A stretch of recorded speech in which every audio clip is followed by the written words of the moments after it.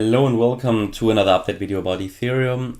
Today is the day, we are going to see the interest rate decision and the financial forecast or economic forecast of the Fed. So that will move markets, even though it may only be short term, because what you often see is that a trend that has started is not going to be changed by news.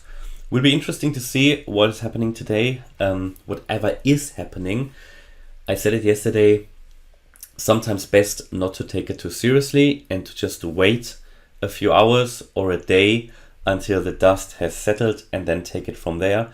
It will be a very volatile day, I can promise you that. It would be a very rare occasion if we don't see any strong market movements. We normally do see them, and it will be very interesting. So let's take a look at the chart. Ethereum, still here the view was that this was a 5-wave move up, an impulse, and that we are now in a wave 2 to the downside in an ABC pattern. So this is also nicely working out. We've reached here various target areas for Ethereum, various reversal areas as well. This one here, this one here, this one here, and now this one here. Obviously what now needs to happen is that we are going to reverse from the green area. I don't think the low is in yet. It wouldn't be reasonable to assume that. I think we go lower still. And let's talk about the options that we have here, how this could play out. Said to you before that this area is located between 1130 and 1330. That's between the 78.6% FIB level and the 61.8% FIB level that you can see here. If we drop below the 78.6 level, it's not great, but it wouldn't be a disaster. But what definitely needs to happen is that Ethereum needs to hold the 88.7 FIB level. So that is located at 10 or let's say $1,000. If we lose $1,000, I can't stress it enough, the risk increases that we're going to lose also the June low level at 880, okay? Which means that all of this was then a corrective move up and we're actually in an impulse down. That's of course possible. You know, it is possible to count this as a 1, this as a 2, this here as a 3, a 4 and a 5, and then we would be making lower lows. But we have only now seen 3 waves, and after 5 waves up, it is just reasonable to assume that this here is a 3-wave move down and that we will therefore see 5 waves to the upside next. Also, if we take a look at how low Bitcoin, or how close Bitcoin is to its June low, and Ethereum is still, let's see, 33% away from that. So it's at the moment reasonable to assume that the low for Ethereum is in, and that ETH will reverse in this area, maybe even closer to $1,000. That's what the market will need to show us. Okay, overall here in this wave C, couple of options. My main scenario is that we move down here in 1, 2, 3, 4, 5, that the wave 5 might be in already. The way this has developed over the last few hours, that's nearly how I think. It is the case.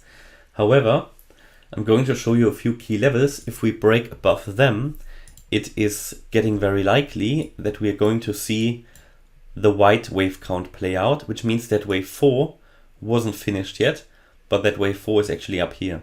That the move up was only a wave A and not an ABC, just a wave A.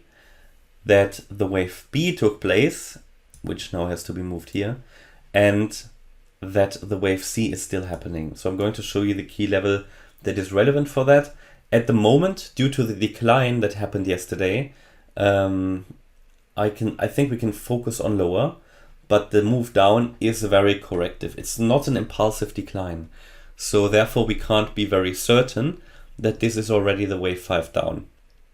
Based on this chart, you can see that it is possible that the next low here could be the last one before reverse to the upside. And therefore I'm going to buy the next low, the next dip. I said that before.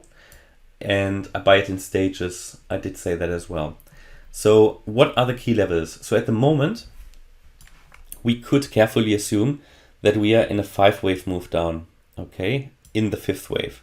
So I'm going to label that here. You can see the red wave count, 1, 2, and that we're already in the wave 3 of the 5.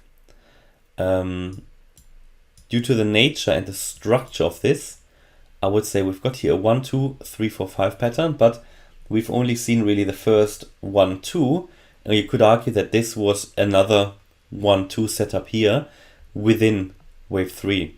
And again, we get into the realm of micro counting here. 1, 2, 3, 4, 5, and I'll make that another color, yellow. So this is the subwave of the red wave 3.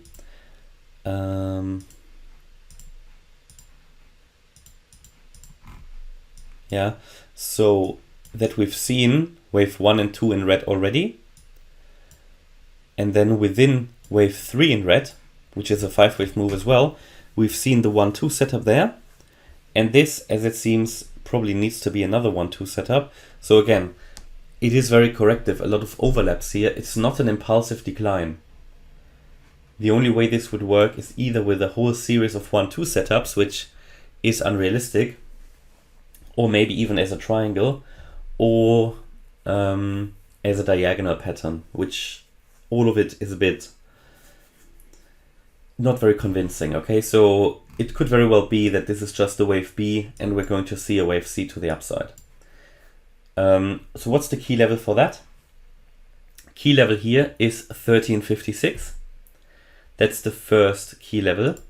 If we break above that, it is a first indication that this count isn't going to work, that we'll probably see the wave 4 still happen, so that we will have a bit of a rally in a wave C of a wave 4. Now, the confirmation for that would be the move above the 1392 level.